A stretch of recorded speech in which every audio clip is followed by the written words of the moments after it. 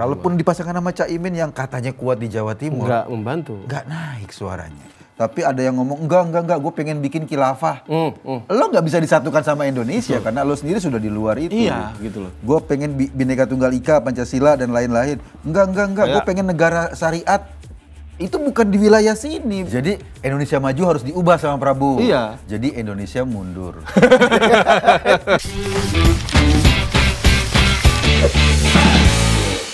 Lah, gue kemarin lihat itu tuh pertemuan Pak Anies, Mas Rijik, sama Caimin. Ngomelin orang lo.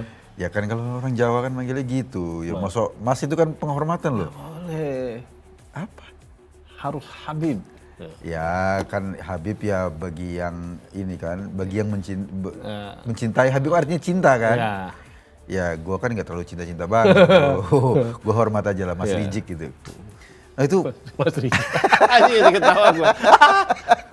Ya itu seru loh. Seru. Pertemuan itu dan Serunya di mana? serunya ya gue bingung aja. Itu Caimin kayaknya baru pertama itu. Baru pertama ya? Baru pertama. Agak canggung gitu. Ini gimana nih? Jadi udah muter-muter. Mungkin ya gue nggak tahu pertemuan kemarin itu respon dari surveinya SMRC. Di Jawa Timur. SMRC saya survei di Jawa Timur dan ternyata suaranya Anies itu jeblok. Ketika dipasangkan. Kalaupun dipasangkan sama Caimin yang katanya kuat di Jawa Timur, nggak membantu. Nggak naik suaranya. Iya ternyata. Aduh gimana? Bingung. Nah ini udah nyoret AHY lagi. Itu udah mengkhianati. Enggak, itu barangkali. Kenapa? SMRC enggak survei kiai-kiai. Soalnya selama ini disebut sama Caimin kan kiai-kiai terus kan. Ya kan kiai-kiai begini, kiai-kiai begitu. Iya kan yang milih kan jemaah. Iya itu dia masalahnya. Iya milih kan jemaah. Cuma tapi emang lucu gini ya. Kalau bagi Anies itu kan ini mengulang cerita lama kan. Kenangan. Ketemu lagi kita gitu kan. Iya. Kalau Caimin kan ya Beb. Iya baru pertama. Selama ini ngeliat di TV-TV aja nih gitu kan. Iya. Baru-baru gitu kan. Dan artinya kan ini kan kayak dua hal ya. Di kemarin-kemarin kan di lapangan antara kelompok FPI dengan teman-teman Ansor misalnya kan. Itu kan seringkali ada gesekan lah di lapangan. Terus ya Ansor kan mewakili Badan Otonominya NU kan. Banyak pandangan yang berbeda. Banyak pandangan yang berbeda. Cara melihat negara, cara melihat hukum-hukum, cara melihat konstitusi kan beda banget. Iya. Tiba-tiba ini pingin disatukan. Gua nggak ngerti. Yang satu pembela totok Pancasila. NU dan underbownya termasuk Indonesia Bersyariah. Yang satu Indonesia Bersyariah. Iya. Ini diametral. Nah itu dia. Dan kalau Caimin dulu kan sampai pemilu lalu itu masih punya slogan Sudurisme. Apa tuh? Soekarno dan Gusdurisme. Oh, sekarang Surik. Soekarno dan Rijik. Nah, malah itu nggak bisa disatuin juga. Artinya kan selama ini dia selalu memosisikan, walaupun orang banyak ngelihat dia di PKB ini masih berkonflik dengan keluarganya Gus Dur kan. Iya. Mendiang Gus Dur. Tapi selama ini kan dia selalu mengangkat nama Gus Dur sebagai salah satu simbolnya PKB kan. Nah Gus Dur ini sama Rijik juga. Ya itu kan kayak air sama minyak. Gus Durnya sih santai-santai aja, Rijiknya yang kayak kelabakan. Iya. Itu bukan cuma air sama minyak tuh. Itu kan sama-sama benda cair. Ini udah beda zat ini. Iya, betul. Gue yakin katakanlah para jemaah, teman-teman yang katakanlah menggunakan suka dengan setuju dengan ideologinya Gus Durian ya. Iya. Itu pasti masih terngiang-ngiang itu ucapan Rijik ketika dia diwawancarai sebuah stasiun TV dan menghina-hina Gus Dur secara fisik itu. Bukan cuma buta penglihatan ya, tapi buta mata, buta hati. Itu pasti terngiang-ngiang dan agak susah untuk menghapus ingatan itu dan itu yang selalu melekat kan. Betul. Nah sekarang pengen disatukan sama Anies ini, bagaimana penyatuannya. Kalau gua rasa sih ini adalah langkah kefrustasian. Frustrasi kenapa? Ya iya, udah diharapkan dengan adanya Caimin maka naik. Ternyata. Gitu loh. Ternyata kok bahkan Jawa Timur loh yang menjadi basisnya PKB terus nggak ngangkat.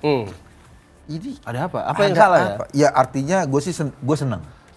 Seneng bukan karena suaranya Anies jeblok. Itu seneng nilainya 90. Kenapa?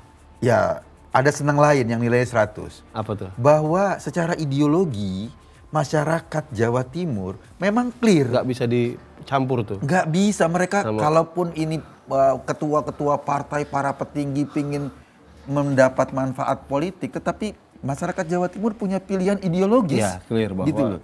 Enggak, bangsa ini kayak gini loh jalannya, bukannya gayanya Rizik atau gaya yang lain gitu loh. Iya. Bangsa ini kayak gini jalannya. Tapi tar dulu, barangkali ada hal teknis yang harus diperiksa, Mas. Apa tuh? Mungkin alat peraga di Jawa Timur itu salah bawa nama. Maksudnya? Misalnya Anies, Amin. Iya. Anies dan Caimin. Gus Muhaimin. Gitu. Sementara di sana orang kenalnya Caimin. Gitu. Oh. Kan ribet kan, Gus Ami. Banyak nih. Banyak Gus Ami, memang. Gus Muhaimin, Caimin. Itu menurut gua kalau dalam teori marketing ya, itu kesalahan branding. Jadi branding itu harus konsisten. Iya. Kadang-kadang Gus, kadang-kadang Ca, kadang-kadang Mas, kadang-kadang itu. Lagian kenapa sih orang Jawa Timur itu kan identik memang dengan Ca kan? Kenapa harus diubah? Itu udah bener kan? Iya, itu kesalahan branding. Iya. Jadi orang confuse. Ini Imin yang itu bukan? Iya, pertanyaannya, betul. Imin yang Ca bukan? Kan Nah, gitu kan? itu kan. Oh, bukan ini Gus. Imin yang Gus. Kan repot. salah. Tapi gini, gue ingat tahun 2017 ketika Anies sepak terjang ya, di politik identitas dia kan, ketika di Jakarta itu kan dibuka. Gue ingat Mas, pertama ketika dia mengomentari Ahok, kalau cuma membangun fisik, Firaun juga bisa. Oh iya, itu pembukaan gitu. dia nih, Iya.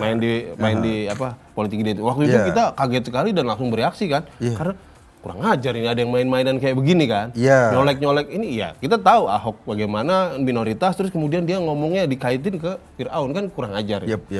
Setelah itu nggak lama kemudian dia datanglah ke Petamburan. Petamburan dan dengan bangganya di situ dia bilang, ditanya kan soal Paramadina. Paramadina ini kan kandangnya Cak Nur. Orang yang pemikirannya begitu luar biasa, pluralis, pendirinya Paramadina. Ditanya, ini Pak Anies dari Paramadina kan, rektor, pada saat sempat jadi rektor Paramadina. Ini kan kandangnya pemikiran-pemikiran kontroversial kalau kalau kata orang FPI. Dengan bangganya waktu itu Anies bilang, oh iya, saya mengakui itu, makanya ketika saya jadi ini, saya memadamkan kontroversi itu. Dengan bangganya dia bilang. Artinya memadamkan pikiran-pikirannya Cak Nur gitu. Pikiran-pikirannya Cak Nur. Itu kan Cak Nur dan anak biologisnya, anak ideologisnya, murid-muridnya banyak sekali kan di situ yang. Ya akhirnya yang dia bilang itu yang dipadamkan pemikiran-pemikiran kayak. Mungkin Caimin juga kayak gitu kali. Iya, jangan-jangan. Iya kan? Saya ingin memadamkan gayanya, katakanlah pemikiran-pemikiran Gus Durian untuk dialihkan ke Rizik. Mas Rizik. Gitu loh. Politik emang kayak gitu ya. Kadang-kadang kita ngelihat sesuatu yang nggak mungkin, tapi dibuat mungkin oleh para politisi ini. Kayak misalnya gini, Anies masih tetap mengusung tema perubahan. Ada yang memplesetin sih perubahan gitu, ada dan lain-lain. Tapi gue kadang bingung. Sekarang kan berarti yang mau diubah itu adalah kebijakan-kebijakan pemerintahan Jokowi. Tetapi dia berkoalisi dengan Caimin yang 10 tahun ada di pemerintahan Jokowi. Dan gak kebagian menteri? Caiminnya, tapi kan anak orang-orangnya ada. Soalnya yang pengen Caimin. Iya, kan ada adiknya, ada kakaknya. Aneh gitu, kan? Sama kayak di koalisinya Prabowo. Ya kan sekarang deklarasinya adalah Koalisi Indonesia Maju. Iya. Nah sekarang kemasukan Demokrat. Yang katanya punya copyright tuh, itu perubahan itu copyright kami tuh. Bukan Anies. Jadi copyright. Jadi makanya kemarin Seno tuh sempat mengusulkan namanya harus diubah. Apa? Perubahan Indonesia Maju. Koalisi Perubahan Indonesia Maju. Harus bener. Kan, jadi Indonesia Maju harus diubah sama Prabowo. Iya. Jadi Indonesia mundur. Indonesia Maju diubah lagi. Diubah. Iya, udah jadi maju. Indonesia Maju perubahan. Gitu iya kan. Iya, ini tapi gue yang kita sedihnya kadang gini lah. Ya namanya politik tapi ya. Yang lu bilang tadi air dan air dan minyak tidak bisa disatukan. Tapi ada orang yang memaksakan itu ketemu dan kemudian dibungkus dengan retorika indah ini menyatukan katanya. Nah itu dia. Gue setuju bahwa retorika persatuan itu penting agar kita nggak konflik itu penting. Tapi kalau lo mau ingin menyatukan orang yang mau ngubah dasar negara menjadi negara syariah dan orang yang ingin mempertahankan dasar negara, ini kan perbedaannya udah luar biasa. Gini loh, nggak bisa dinegosiasikan. Politik itu kan, pandangan politik itu kan turunan dari pandangan ideologi, Mas. Setuju. Setuju. Artinya apa? Sejauh ideologi, lu kan bebas-bebas saja. Sebetulnya mau berpikir, gue mau pakai caranya si Anu, gue mau pakai Gus Durian gitu ya. Gue mau pakai caranya SBY, caranya SBYisme, Jokowisme gitu kan. Atau macam-macam, ada yang Megawatisme gitu misalnya. Itu kan macam-macam cara pandang politiknya. Boleh-boleh saja, dan kemudian jangan karena kemudian disatukan semuanya itu harus dihilangkan, harus jadi satu model. Itu mah model Soeharto namanya, bukan persatuan. Gini, lu mau ngomong politik dengan cara apapun, payungnya tuh harus konstitusi kita. Betul dong. Itu payungnya. Ketika ada usaha mengutak-ngatik ini, itu soal lain. Itu bukan persatuan namanya. Betul. Jadi ketika lu ingin menyatukan Indonesia, oke, kita bersatu ya dalam konteks Indonesia ya. Tapi ada yang ngomong enggak, gue pengen bikin khilafah. Lo nggak bisa disatukan sama Indonesia karena lo sendiri sudah di luar itu. Iya, gitu loh. Gue pengen Bhinneka Tunggal Ika, Pancasila dan lain-lain. Enggak. Gue pengen negara syariat. Itu bukan di wilayah sini. Berarti lo nggak akan teriak persatuan, nggak akan bisa bersatu. Jadi katakanlah misalnya kalau kita berbeda nih dalam politik, misalnya gue dukung A, lo dukung B, kita bernegosiasi lalu ketemu jalan tengah. Betul. Itu wajar di politik. Itu wajar. Tapi kalau yang satu ingin mempertahankan Indonesia sebagaimana adanya, satu ingin mengubah Indonesia, terus mereka kita cari jalan tengah, ya nggak bisa. Itu sudah bersikap, itu pilihan mati itu bersikap gitu loh. Kalau mau ya sekaligus aja bikin. Kalau Gus Dur itu kan lebih ini, gue mengikuti ya. Kalau Gus Dur itu malah lebih ekstrim misalnya. Anda punya aspirasi syariat Islam, ya perjuangkan aja lewat politik. Faktanya sampai sekarang ditolak sama warga kan, sama masyarakat. Iya. Ya perjuangkan aja, misalnya partainya mengusung syariat Islam terus terang gitu. Ternyata sampai sekarang nggak laku tuh. Iya, gitu loh. Dan memang dari dulu kan, kalau kita pelajari sejarah politik di Indonesia, partai-partai berbasis agama ya nggak banyak laku dibanding partai-partai berbasis nasionalis. Kecuali dia mau terbuka. Bentuk? Artinya terbuka dalam pengertian, misalnya dia basis kelompok beragama, kayak partai NU lah, atau Masyumi dulu. Tapi dia kayak NU misalnya tidak punya aspirasi mengubah dasar negara. Iya.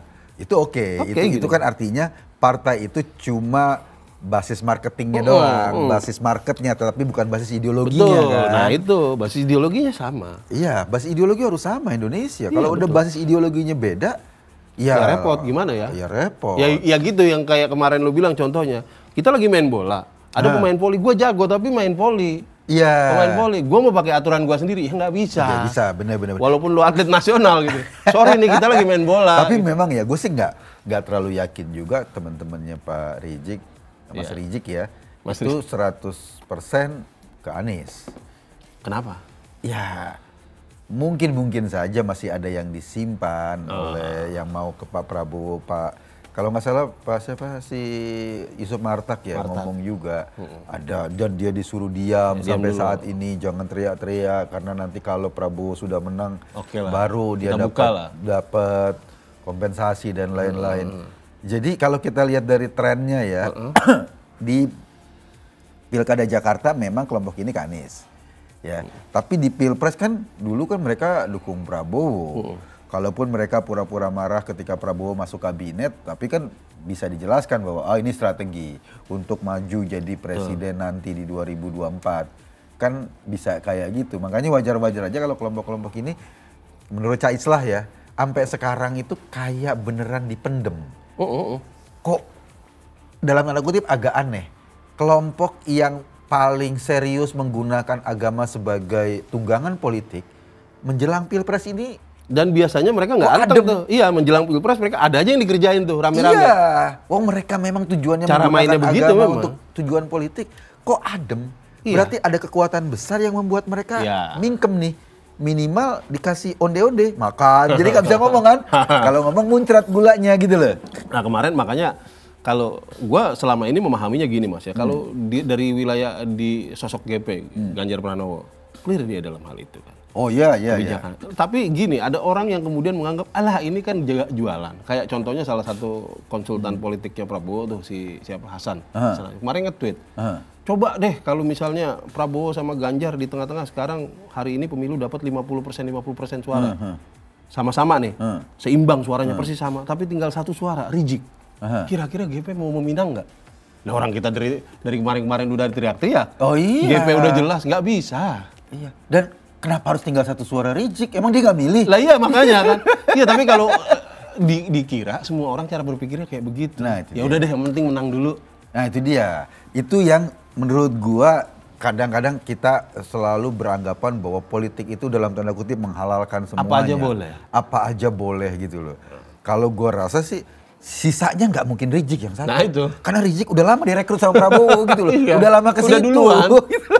Malah dia laporan, bos saya udah nyoblos bos. Udah. Jadi nggak mungkin tuh, logika itu nggak mungkin terjadi. Karena kalaupun sisa 1 pasti bukan dia. Iya, karena iya. dia udah di situ sejak lama. Gitu. Nah, ini sebetulnya kita menarik ya dalam politik sekarang. Gua sih bersyukur. Iya. Bersyukur karena hoax itu udah Iya, turun drastis. Drastis gitu loh ya.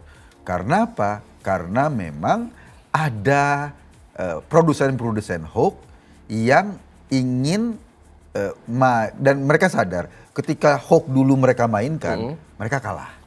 Jadi jangan dipakai lagi. Ya, gitu loh. Itu kan karena selama ini kalau kita bersyukur bukan karena memang hoax-nya hilang sama sekali. Karena orang yang dulu merasa diuntungkan dari hoax, sekarang nggak diuntungkan lagi. Ya. Jadi mereka nggak. Nah, kalau gitu pilihan kita gimana? Ya jangan ngambil orang yang pernah menggunakan hoax dengan segala cara untuk jadi pemimpin dong. Dan gue sih ngelihat sekarang agak berubah ya petanya mas, konstelasinya. Kalau 2 pemilu sebelumnya, ini bukan karena menurut gue bukan karena faktor calonnya 2 atau 3, bukan. Iya. Orang kan dulu menganggap calonnya 2 makanya berantem habis-habisan. Enggak, pada saat itu ada faktor lain yang juga jarang dibaca bahwa di 2014 2019 itu yang dibenturkan adalah rakyat dengan rakyat. Oh ya, apalagi dengan slogan umat dan lain-lain ya kan. Sekarang justru yang lebih banyak berbenturan itu elit dengan elit. Kita bersyukur. Iya, gitu. Senang-senang aja gitu. Senang ya, elit monggo lah, saling berargumentasi, saling beradu. Makanya gitu ya. rakyat sekarang anteng-anteng saja. Itu dia. Rakyat anteng cuma agak bingung. Iya. Bingung-bingung dikit. Kalau ya termasuk bingung sama statement-statement elit lah ya. Statement-statement. Bahkan statement anak presiden juga bikin bingung. Betul semuanya. Iya itu kan, wah saya mah masih muda, saya nggak mungkin dipilih jadi cawapres, saya nggak mungkin maju. Tapi balihonya di mana-mana kan. Tapi di sisi lain kita justru ngelihat elit-elit ini dalam posisi yang lebih telanjang. Tanda kutip lihat, ternyata anak presiden agak genit juga ya, bisa gitu. Oh ternyata yang selama ini ketua partai yang dianggap hebat sekali, Prabowo misalnya gitu, ternyata di belakang itu kok bisa ditinggal sama Caimin, kan ada cerita panjangnya gitu. Berarti nggak hebat-hebat banget. Iya, Caimin udah lebih dari setahun lalu setia sama dia, tiba-tiba kok bisa kabur. Iya, berarti nggak hebat-hebat banget kan? Iya, berarti ini ada masalah apa kan? Menurut gua ngeliat, kita artinya ngeliat ini ketika yang diadu elit dengan elit.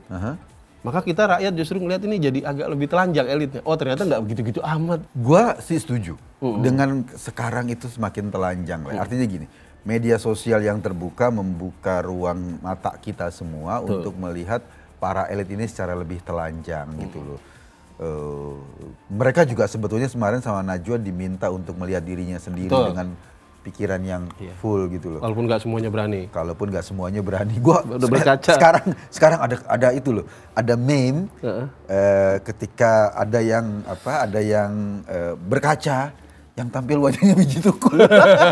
Ada loh. Komiknya ada. Aku kirim dulu deh. Boleh. Dan kurang ajarnya kalau meme itu kan susah kan. Mau diapain meme itu? Iya, wajahnya mirip biji tukul tampil di kaca gitu. Ini cerita psikologi atau horor jadinya kan? Iya. Nah sebetulnya gini, sekarang ini kita akhirnya melihat para calon pemimpin itu secara lebih telanjang. Bagaimana Pak Anies tetap menggunakan kekuatan FPI tiket untuk identitas vote getter, dan dia dulu berpikir bahwa dengan FPI itulah memenangkan Pilkada Jakarta gitu kan, dengan politik identitas. Imin yang teriak-teriak sudurisme dulu. Sekarang ya pada waktunya butuh ya. Dia bisa ngerapat. Sudah tambah sudur jik. Iya, sudur jik. Itu dia pengen gabungin semuanya itu loh. Nah sekarang dengan keterbukaan ini kan kita makin bisa melihat mana sih yang cuma omong, mana yang cuma pencitraan, mana yang real. Masyarakat makin bisa menikmati itu. Ini yang ngomong soal kita akan bawa Indonesia emas dengan Indonesia maju menuju Indonesia emas, tapi ya programnya aneh. Ya. Makan gratis lah, gitu loh. Kita akan bawa perubahannya apa? BBM gratis, gitu. Itu kan aneh-aneh. Begitupun karakter. Enggak, Pak Prabowo sekarang sudah berubah, gitu kan? Kata Pak Jokowi, Pak Prabowo sekarang sudah sabar, gitu loh. Sudah sabar. Itu artinya pernah nggak sabar? Pernah nggak sabar. Nah itu Mas, kan gue bilang, kalau 2 pemilu lalu, ini kayak ini elit lagi pada kumpul, terus di tengah ada arena tuh kayak kerangkeng, kita rakyat dimasukin suruh berantem di situ. Dia mereka ngeliatin, Sekarang kebalik posisinya, kita yang mereka kita masukin ke dalam kerangkeng, kita yang kemarin ketemu sini katanya kita siap dukung, besoknya beda lagi. Yang kemarin abis ini besoknya beda lagi, kita yang nonton. Gitu. Ada yang ngomongnya misal, enggak, dia masih belum waktunya, tapi balihonya di mana-mana. Kita yang nonton itu. Kita nonton. Ini apa sih yang mereka mainkan gitu loh. Apa kan kita ini butuh pemimpin yang konsisten ya. Misalnya Anies teriak-teriak, enggak saya akan coba, kalau lo kritik Anies soal politik identitas nih. Anies bapak politik identitas. Dia akan ngomong, mana buktinya? Buktinya ketika saya menjabat. Ketika saya menjabat enggak ada, ya enggak gitu, politik identitas itu kalau udah menjabat ya ngapain lagi digunain. Iya, ini soal pengen menang kan. Ketika lo menang menggunakan itu yang bahaya. Lo kayak bikin KTP, lu bikin KTP kan ada syaratnya Mas. Ya. Ketika lu bikin KTP misalnya, oh enggak, gue nggak pakai KTP buat kejahatan. Iya, tapi ketika lu bikin, itu lu syarat-syaratnya lu bohong. Nah itu kan batal harusnya secara hukum. Batal. Atau lu kalau bicara misalnya orang ibadah sholat lah, lu wudu. Gue udah lihat aja waktu sholat gue bener kan. Iya, masalahnya wudu lu nggak bener. Iya, batalnya di awal gitu loh. Prosedurnya nggak bener. Prosedurnya nggak bener. Jadi ini yang pingin selalu didengung-dengungkan kan sama pendukungnya. Gue juga nggak tahu nih pendukung Pak Prabowo juga kayak gitu kan. Enggak Pak Prabowo sudah berubah bla bla bla bla. Tapi dari 2 pilpres kemarin gimana? Gitu loh. Dan kita disuruh memaafkan begitu saja. Ya, ini kan artinya gini. Kita bisa menilai kalau itu dianggap menguntungkan, maka akan digunakan. Tapi karena ternyata 2 kali gagal, harus diubah nih. Nah kita akan khawatir kalau besok-besok kelompok ini malah menguntungkan secara politik, lalu di aspirasinya dimaksimalkan. Dan kalau ngelihat dari omongan si Hasan Asbi itu ini politiknya konsultan politiknya kelihatannya begitu. Kalau misalnya nanti posisinya seimbang, yang tersisa misalnya ada kelompok-kelompok yang anti Pancasila gitu, ternyata real aja deh, kayak seolah-olah bilang gitu, real aja deh, mau nggak Ganjar ngerangkul? Enggak, masa berarti Prabowo mau kan? Iya, karena itu logikanya. Karena kelompok itu juga nggak mau. Iya. Justru kelompok itu hadir untuk melawan Indonesia. Betul, itu. Yang diwakili oleh misalnya kelompok-kelompoknya Mas Ganjar gitu. Jadi dari awal kelompok itu sudah akan mencari inang. Iya, mencari inang. Gitu loh, mencari inang. Logikanya Hasan Asbi itu menandakan bahwa dia tidak memahami cara berpikir kelompok ini. Betul. Dan dia membuka cara berpikirnya sendiri bahwa membuka cara berpikirnya sendiri. Ya kalau itu diperlukan untuk menang ya nggak apa-apa deh. Gitu. Iya, apa aja boleh. Gitu, setuju. Nah itu yang bahaya bro. Itu. Kalau lo emang menguntungkan cara politik kemudian resikonya Indonesia berantem, Indonesia terpolarisasi. Menang aja dulu. Yang lain berdarah mah nggak apa-apa. Nanti kita coba kita akalin di belakang. Ya kayak Anies logikanya persis. Anies gitu. Logikanya kan sama. Ini kan Hasan kan konsultannya Prabowo kan. Betul. Anies juga gitu. Ya sekarang gunakan aja dulu ayat Al-Quran untuk mengeliminir Ahok. Gunakan aja dulu politik identitas. Kalau udah menang ya kita bisa gitu loh. Betul. Tapi kan bahaya bro. Terus sampai masyarakat terbelah-belah. Ini yang paling mengerikan sih sebetulnya buat kita. Kalau gua sih ngelihat terlepas dari apapun sebetulnya kita sekarang bersyukur. Kenapa? Media sosial bebas ini kita bisa menelanjangi semua capres, semua calon-calon pemimpin kita secara terbuka. Ya bukan cuma karena gua dukung Mas Ganjar lalu Mas Ganjar jangan dikritisi. Jadi kita telanjangi loh, bakal memimpin 200 juta aja. Kita gitu loh. 270 juta masyarakat Indonesia nanti ke depan ada di tangan dia. Kita harus lihat rekam jejaknya, kemampuannya. Kita harus lihat supporting lingkaran terkecil, keluarganya. Gitu loh. Logika orang mungkin aneh kebalik Mas ya.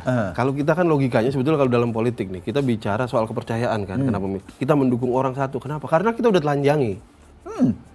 Kenapa gua mendukung dia? Gue telanjangi, kayaknya yang paling gak bermasalah dia. Iya. Ini kan orang seolah-olah dukung aja dulu, ntar nelanjangin urusan belakangan. Kalau ada yang nelanjangin nanti gue belain gitu. Nah, itu dia repot. Gitu loh. Artinya kan ini ada ongkos yang dikasih kan kalau begitu. Jadi memang kita harus telanjangi semuanya, dibeber, karena gini, siapapun yang menggantikan Pak Jokowi atau nanti jadi presiden, itu di tangannya ada 270 juta nasib rakyat Indonesia. Nah, kita harus benar milih yang benar. Kalau gue sih mikirnya simpel ya, dia bisa kerja enggak? Support dari lingkaran terkecilnya gimana, keluarganya gimana, itu penting loh. Karena kalau nggak ada support dari lingkaran terkecil, lo pengen memutuskan sesuatu yang penting, lo lagi gundah gulana, manusia kan pasti butuh tempat bersandar. Lo bersandar, nggak ada tempat bersandar bro, gitu kan? Lo pasti kejengkang kalau nggak ada ini. Iya kan? Tapi padahal keputusan kejengkangnya dia berakibat pada 270 juta kita. Kemudian apakah apa yang lo omongin dengan yang lo lakukan sesuai? Prestasi kerja lo gimana? Itu kan simple, tinggal kita lihat aja. Kalau soal ganteng mah bonus lah. Bugar bonus lah. Bugar tuh bonus lah. Punya anak keren bonus, punya istri keren bonus. Oke. Gitu. Kira-kira gitu Mas ya? Kira-kira gitu. Thank you. Oke.